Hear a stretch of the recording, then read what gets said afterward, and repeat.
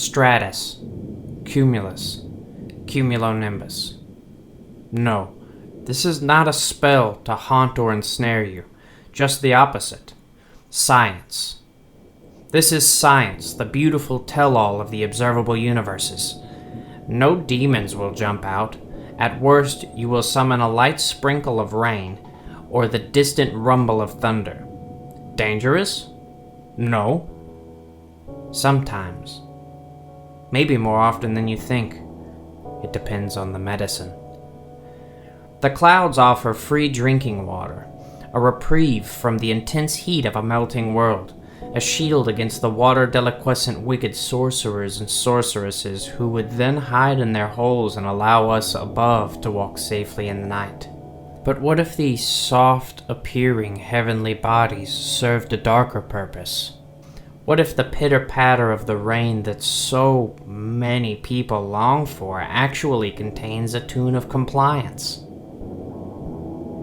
There are giants in the sky. If you cut the beanstalk, they will fall. All will fall, and safe we be.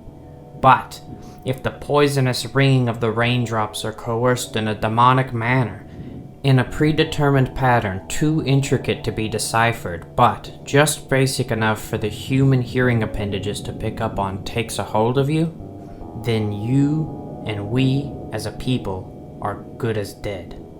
You are good as dead. They need to take their medicine. Wear earplugs when it rains. You obviously need to make them yourself, for if they come from elsewhere, sabotage is imminent. But if you assemble these small havens for your brain yourself, then you only need to worry about the witches when there is no rain, protected from one of the many attempts to control this world's most precious resource. You. We. Us.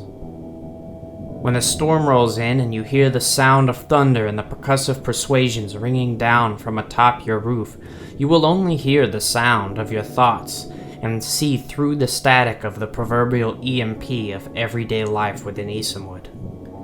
You need to take your medicine.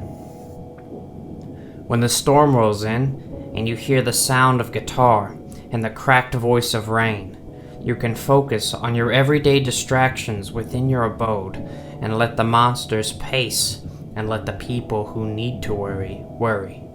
You live on. We live on through you.